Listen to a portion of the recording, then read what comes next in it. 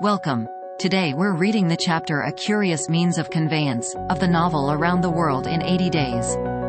Now, sit tight and let's get into it. The train had started punctually. Among the passengers were a number of officers, government officials, and opium and indigo merchants, whose business called them to the eastern coast. Passepartout rode in the same carriage with his master, and a third passenger occupied a seat opposite to them.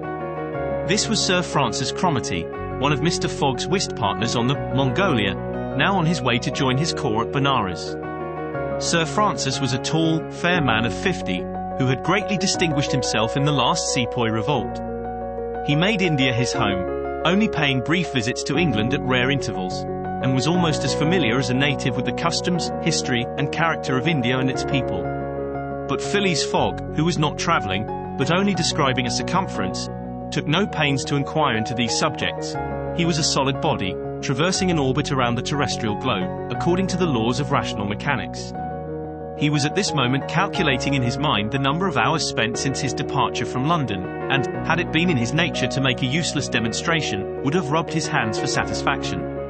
Sir Francis Cromarty had observed the oddity of his travelling companion, although the only opportunity he had for studying him had been while he was dealing the cards, and between two rubbers, and questioned himself whether a human heart really beat beneath this cold exterior, and whether Phileas Fogg had any sense of the beauties of nature. The Brigadier General was free to mentally confess that, of all the eccentric persons he had ever met, none was comparable to this product of the exact sciences. Phileas Fogg had not concealed from Sir Francis his design of going round the world, nor the circumstances under which he set out, and the General only saw in the wager a useless eccentricity and a lack of sound common sense.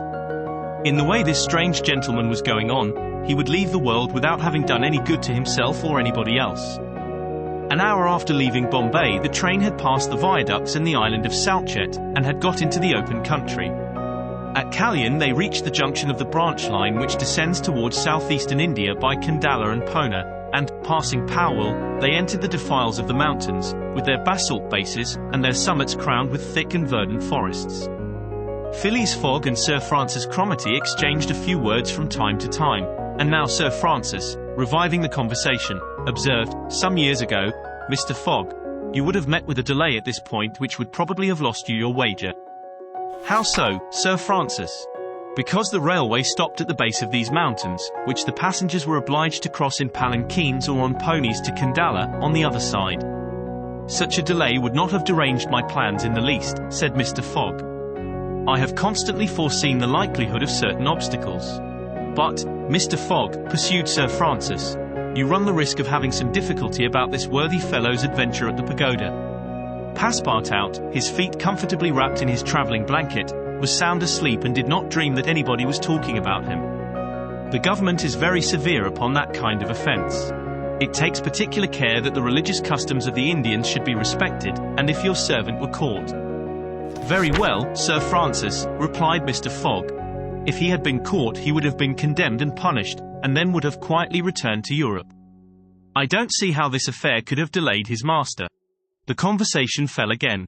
During the night the train left the mountains behind, and passed Nasik, and the next day proceeded over the flat, well-cultivated country of the Khandish, with its straggling villages, above which rose the minarets of the pagodas. This fertile territory is watered by numerous small rivers and limpid streams, mostly tributaries of the Godavari. Passepartout, on waking and looking out, could not realize that he was actually crossing India in a railway train. The locomotive, guided by an English engineer and fed with English coal, threw out its smoke upon cotton, coffee, nutmeg, clove, and pepper plantations, while the steam curled in spirals around groups of palm trees, in the midst of which were seen picturesque bungalows, viharas, sort of abandoned monasteries, and marvelous temples enriched by the exhaustless ornamentation of Indian architecture. Then they came upon vast tracts extending to the horizon, with jungles inhabited by snakes and tigers, which fled at the noise of the train, succeeded by forests penetrated by the railway, and still haunted by elephants which, with pensive eyes, gazed at the train as it passed. The travellers crossed, beyond Miligaon, the fatal country so often stained with blood by the sectaries of the goddess Kali. Not far off rose Ellora, with its graceful pagodas, and the famous Aurungabad, capital of the ferocious Aurangzeb, now the chief town of one of the detached provinces of the kingdom of the Nizam. It was thereabouts that Feringir, the Thuggee chief, king of the Stranglers, held his sway. These ruffians, united by a secret bond, strangled victims of every age in honor of the goddess Death, without ever shedding blood. There was a period when this part of the country could scarcely be traveled over without corpses being found in every direction. The English government has succeeded in greatly diminishing these murders, though the thuggies still exist, and pursue the exercise of their horrible rights.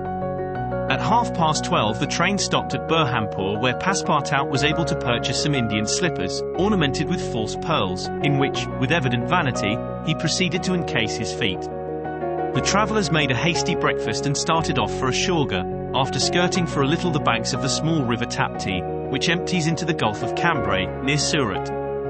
Passepartout was now plunged into absorbing reverie. Up to his arrival at Bombay, he had entertained hopes that their journey would end there, but, now that they were plainly whirling across India at full speed, a sudden change had come over the spirit of his dreams. His old vagabond nature returned to him. The fantastic ideas of his youth once more took possession of him. He came to regard his master's project as intended in good earnest, believed in the reality of the bet, and therefore in the tour of the world and the necessity of making it without fail within the designated period. Already he began to worry about possible delays, and accidents which might happen on the way. He recognized himself as being personally interested in the wager, and trembled at the thought that he might have been the means of losing it by his unpardonable folly of the night before. Being much less cool-headed than Mr. Fogg, he was much more restless, counting and recounting the days passed over, uttering maledictions when the train stopped, and accusing it of sluggishness, and mentally blaming Mr. Fogg for not having bribed the engineer. The worthy fellow was ignorant that, while it was possible by such means to hasten the rate of a steamer, it could not be done on the railway. The train entered the defiles of the Supfor Mountains, which separate the Candish from Bundelkund, towards evening. The next day Sir Francis Cromarty asked Passepartout what time it was, to which, on consulting his watch, he replied that it was 3 in the morning. This famous timepiece, always regulated on the Greenwich meridian, which was now some 77 degrees westward, was at least 4 hours slow. Sir Francis corrected Passepartout's time, whereupon the latter made the same remark that he had done to Fix. And upon the general insisting that the watch should be regulated in each new meridian, since he was constantly going eastward, that is in the face of the sun, and therefore the days were shorter by 4 minutes for each degree gone over, Passepartout obstinately refused to alter his watch, which he kept at London time. It was an innocent delusion which could harm no one. The train stopped, at 8 o'clock, in the midst of a glade some 15 miles beyond Rothal, where there were several bungalows and workmen's cabins. The conductor, passing along the carriages, shouted, "Passengers will get out here." Phileas Fogg looked at Sir Francis Cromarty for an explanation, but the general could not tell what meant a halt in the midst of this forest of dates and acacias. Passepartout, not less surprised, rushed out and speedily returned, crying, "Monsieur, no more railway." "What do you mean?" asked Sir Francis. "I mean to say that the train isn't going on." The general at once stepped out, while Phileas Fogg calmly followed him, and they proceeded together to the conductor. "Where are we?" asked Sir Francis. "At the hamlet of Colby." "Do we stop here?" "Certainly. The railway isn't finished." "What? Not finished?" "No. There's still a matter of 50 miles to be laid from here to Allahabad, where the line begins again. But the papers announced the opening of the railway throughout." "What would you have, officer?" "The papers were mistaken. Yet you sell tickets from Bombay to Calcutta," retorted Sir Francis, who was growing warm. "No doubt," replied the conductor. "But the passengers know that they must provide means of transportation for themselves from Colby to Allahabad." Sir Francis was furious. Passepartout would willingly have knocked the conductor down, and did not dare to look at his master. "Sir Francis," said Mr. Fogg quietly, "we will, if you please, look about for some means of conveyance to Allahabad." "Mr. Fogg, this is a delay greatly to your disadvantage." "No, Sir Francis, it was foreseen." "What? You knew that the way?" "Not at all. But I knew that some obstacle or other would sooner or later arise on my route. Nothing, therefore, is lost. I have 2 days, which I have already gained, to sacrifice. A steamer leaves Calcutta for Hong Kong at noon, on the 25th. This is the 22nd, and we shall reach Calcutta in time." There was nothing to say to so confident a response. It was but too true that the railway came to a termination at this point. The papers were like some watches, which have a way of getting too fast, and had been premature in their announcement of the completion of the line. The greater part of the travelers were aware of this interruption, and, leaving the train, they began to engage such vehicles as the village could provide: four-wheeled palkieres, wagons drawn by zebus, carriages that looked like perambulating pagodas, palanquins, ponies, and whatnot. Mr. Fogg and Sir Francis Cromarty, after searching the village from end to end, came back without having found anything. "I shall go afoot," said Phileas Fogg. Passepartout, who had now rejoined his master, made a wry grimace, as he thought of his magnificent, but too frail Indian shoes. Happily he too had been looking about him, and, after a moment's hesitation, said, "Monsieur, I think I have found a means of conveyance." "What? An elephant?" "An elephant that belongs to an Indian who lives but 100 steps from here." "Let's go and see the elephant," replied Mr. Fogg. They soon reached a small hut, near which, enclosed within some high palings, was the animal in question. An Indian came out of the hut, and, at their request, conducted them within the enclosure. The elephant, which its owner had reared, not for a beast of burden, but for warlike purposes, was half domesticated. The Indian had begun already, by often irritating him, and feeding him every 3 months on sugar and butter, to impart to him a ferocity not in his nature, this method being often employed by those who train the Indian elephants for battle. Happily, however, for Mr. Fogg, the animal's instruction in this direction had not gone far, and the elephant still preserved his natural gentleness. Kiuni, this was the name of the beast, could doubtless travel rapidly for a long time, and, in default of any other means of conveyance, Mr. Fogg resolved to hire him. But elephants are far from cheap in India, where they are becoming scarce. The males, which alone are suitable for circus shows, are much sought, especially as but few of them are domesticated. When therefore Mr. Fogg proposed to the Indian to hire Kiuni, he refused point blank. Mr. Fogg persisted, offering the excessive sum of £10 an hour for the loan of the beast to Allahabad.